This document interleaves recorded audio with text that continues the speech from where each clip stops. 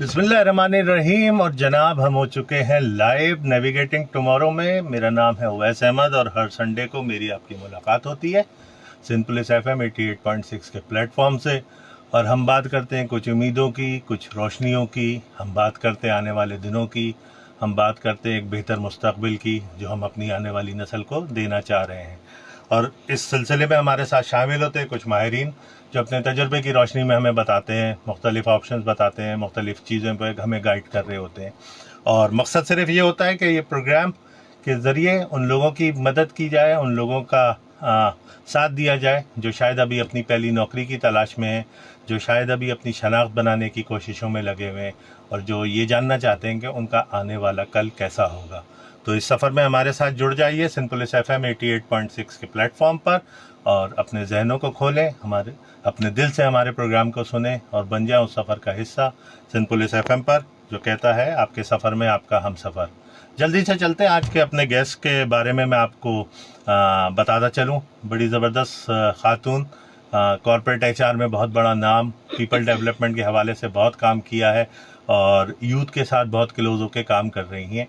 और एक बात जो मैं इंट्रोडक्शन में बताना भूल गया कि आज का प्रोग्राम चूँकि एयर एंड स्पेशल भी है और हम कोशिश करेंगे कुछ खुलासा भी करें जो पिछले मेहमानों के साथ हमारी बातें हुई आपसे मुताल्लिक़, आपकी डेवलपमेंट से मुताल्लिक़, तो उसको भी ज़रा सा समराइज़ करने की कोशिश करेंगे और देखेंगे कि आगे आने वाले वक्त में जब अगला प्रोग्राम इंशाल्लाह होगा बशर्ते ज़िंदगी और 2026 में, तो उसमें हम क्या अपने लिए गोल सेट करते हैं, क्या अपने लिए ऐसी मनाजिल की तरफ देखते हैं कि जिससे हमारे आने वाले वक्त में ज़रा सी आसानी हो, ज़रा सी कुशादगी हो और हम एक बेहतर मुस्तकबिल की तरफ चल पड़ें।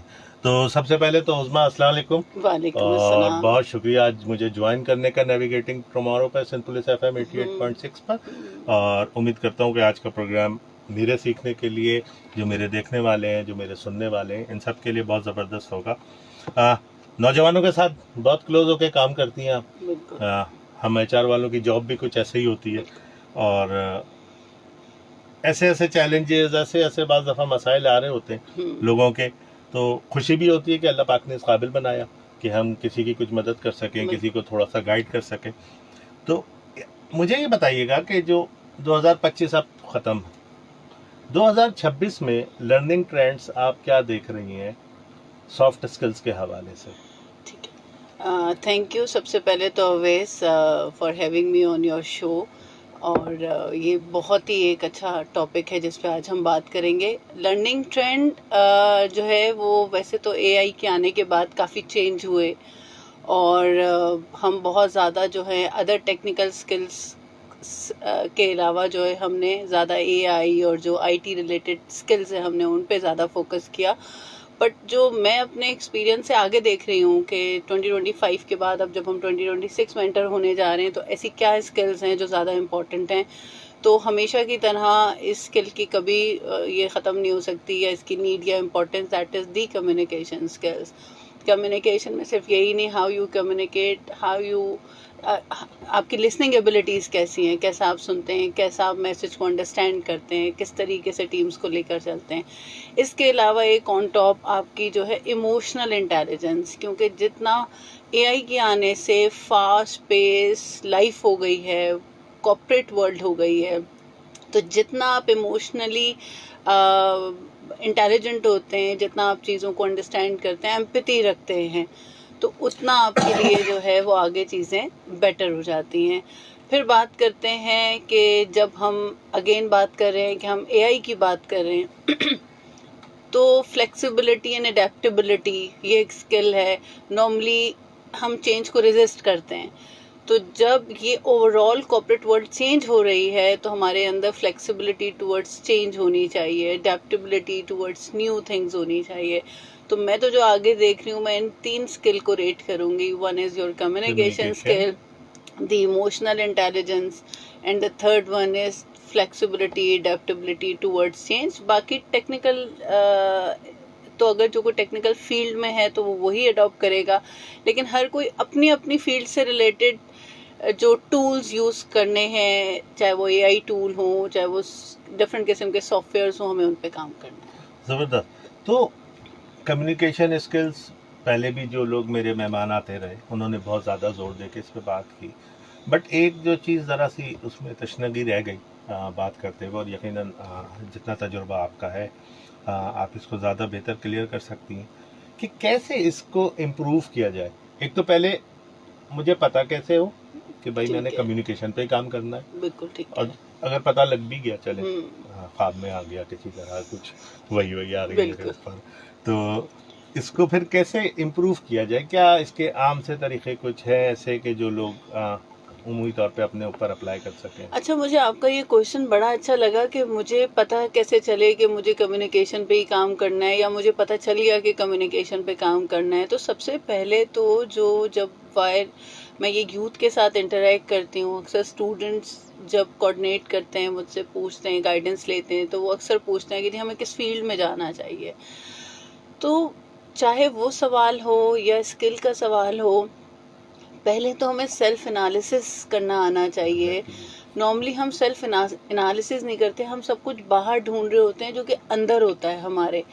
तो अगर हम अपना सेल्फ एनालिसिस कर लें, अब मैं वहीं से रिलेट करती हूँ कि यदि फील्ड कौन सी चूज़ करनी है, तो मुझे पहले ये पता होना चाहिए कि मुझे करना क्या है लाइफ में, मुझे क्या करना अच्छा लगता है, मेरी एबिलिटीज़ क्या हैं, मेरी स्किल्स क्या हैं।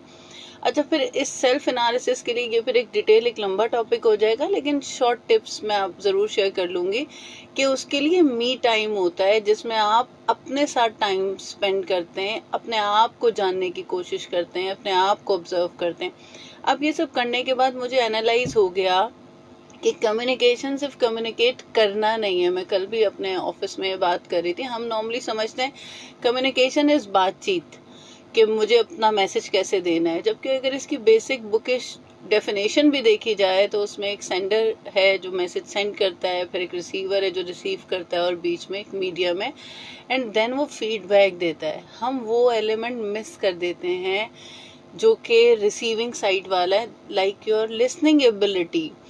हम तो सुनते हैं जवाब देने के लिए, Exactly. समझने के लिए नहीं कि अगला मुझे कहना क्या चाह रहा पहले है। बात तो समझो बात हो जी, क्या रही है। अब ये हम जर्नल टॉक में भी हो जाता है, लेकिन अगर हम कॉर्पोरेट में इसकी बात करें तो as a boss, let suppose आप एक मेरे क्रॉस फंक्शनल डिपार्टमेंट में, और आपने मुझे कोई काम कहा है, अब मैंने समझा ही नहीं उसको, तो मैं रिजल्ट कैसे दूंगी बेटर? तो अब आप उसी डेफिनेशन पे आ जाएं कि एक सेंडर है और मेरी लिसनिंग एबिलिटी हो, मैंने लिसन किया और समझा, और समझने के बाद फिर मुझे जो है उस पे, अगर मुझे नहीं समझ आ रहा लेट सपोज, तो मैं सवाल पूछ सकती हूँ, क्लैरिटी ले सकती हूँ कि जी आपने ये जो कहा इसका ये मतलब है, या मैं जो यूँ समझी हूँ ये ऐसे ही है। क्लैरिटी लेने के बाद फिर आपने जो वो फीडबैक नोडिंग करना है कि हाँ आपको समझ आ गया है, और फिर आप उस काम को परफॉर्म करें। ये दूसरी बात हो गई। अब आ जाएं, लेट सपोज हमें समझ आ गया कि काम कहाँ करना है, काम मैं बात करने में शाय हूँ या मैं बात करने में शाय नहीं हूँ, लेकिन मैं जो बात समझाने की कोशिश करूँ वो मैं नहीं समझा पाती या समझा पाता, इट्स मीन मेरी कम्युनिकेशन में क्लैरिटी नहीं है। जो अल्फाज का चुनाव है, मुझे क्या उन पे काम करने की ज़रूरत है?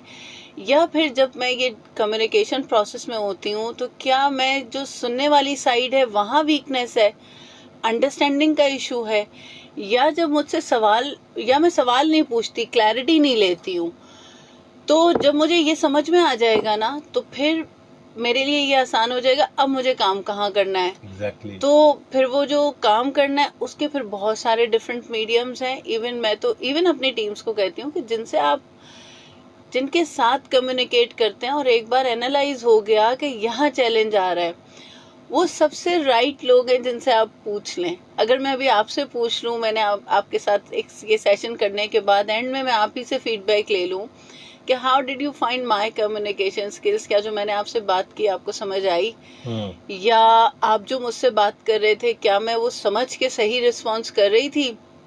तो सबसे पहले तो मुझे फीडबैक उससे मिल जाएगा, इमीडिएट आ जाएगा, इमीडिएट, जिनसे आप कम्युनिकेट कर रहे हैं। वो आपके प्रोफेशनल लाइफ में आपके मैनेजर्स हो सकते हैं, आपके पीयर्स हो सकते हैं, आपके जूनियर्स हो सकते हैं, आप स्टूडेंट हैं तो वो आपके फेलो कुलीग स्टूडेंट्स फ्रेंड्स हो सकते हैं, क्लास फेलोज हो सकते हैं, आप अपने टीचर से ये गाइडेंस ले सकते हैं, मेंटोर्स होते हैं लोगों की लाइफ में।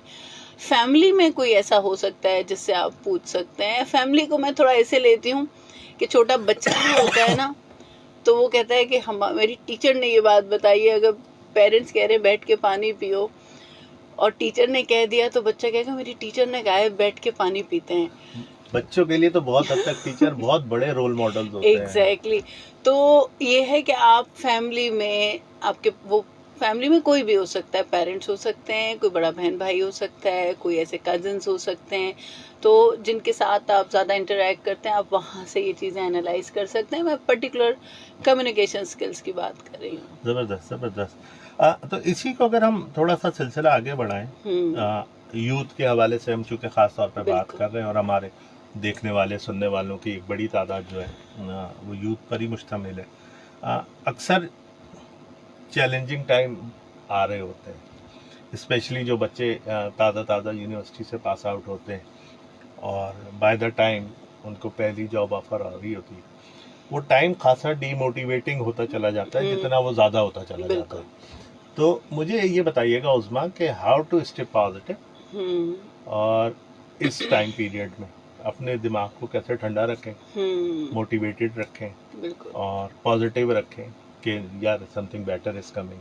कैसे की जाए ये प्रैक्टिस? बिल्कुल। अच्छा, अगेन बड़े मज़े की क्वेश्चन है। मेरी जो है ये इंटरेस्ट का टॉपिक है तो बड़ा मज़ा भी आ रहा है इस पे बात करने में। बेसिकली पहले तो जब वो पास आउट होते हैं उन्हें ये समझने की ज़रूरत है कि ये जो उन्होंने डिग्री ली है ये सिर्फ एक की है जो वो डोर ओपन करवाएगी उनके लिए ऑर्गेनाइजेशन का। उसके बाद जब वो जाके इंटरव्यू टेबल पे बैठेंगे तो ठीक है, जो उन्होंने पढ़ा है वो टेक्निकल चीज़ें वो बताएंगे। हम इस पे भी ज़रूर बात करेंगे कि जो आपका एजुकेशन सेटअप है उसमें थ्योरी है और जो कॉर्पोरेट लाइफ है उसमें प्रैक्टिकल है। चीज़ें हैं और एक गैप है जिसको ऑर्गेनाइजेशंस भी कोशिश कर रही हैं कम करने की, कवर करने की, और एजुकेशनल इंस्टीट्यूट भी कर रहे हैं। तो वो आपने ज़रूर थ्योरी पढ़ी है, लेकिन इंटरव्यू टेबल के ऊपर आपसे कुछ, डेफिनेटली आप फ्रेशर हैं, अब आपको काम तो नहीं आता, तो कुछ चलो ठीक है वो थ्योरेटिकल क्वेश्चन आपसे हो जाएंगे so that check your educational knowledge. लेकिन उसके साथ साथ कुछ स्किल्स आपकी एनालाइज हो रही होंगी। अगेन आपकी कम्युनिकेशन, आपका कॉन्फिडेंस, आपकी ओवरऑल ग्रूमिंग, आपकी पर्सनैलिटी। देन अगेन ग्रूमिंग पे भी मैं कहूँगी कि फिजिकल अपीयरेंस नहीं, जब आप अंदर से काम करते हैं ना अपने ऊपर तो वो ऑटो रिफ्लेक्ट करता है बाहर से। तो वो जो पीरियड है, अगर हम उस पीरियड में इन स्किल्स को सीखने की कोशिश करें, ऑल्दो ड्यूरिंग एजुकेशन पीरियड या ड्यूरिंग जो आपका स्टडी टेन्योर होता है वहीं पे अगर आप एक्स्ट्रा करिकुलम और ऐसे इनिशिएटिव में एंगेज होते हैं तो आप लर्न कर रहे होते हैं, बट पर्टिकुलरली कुछ सर्टिफिकेशन ले सकते हैं। अब जब आप बिजी रहेंगे तो ऑटोमेटिकली कोई नेगेटिव थॉट्स नहीं आएंगी कि अच्छा अब क्या होगा, क्या होने वाला है और क्या हो जाएगा।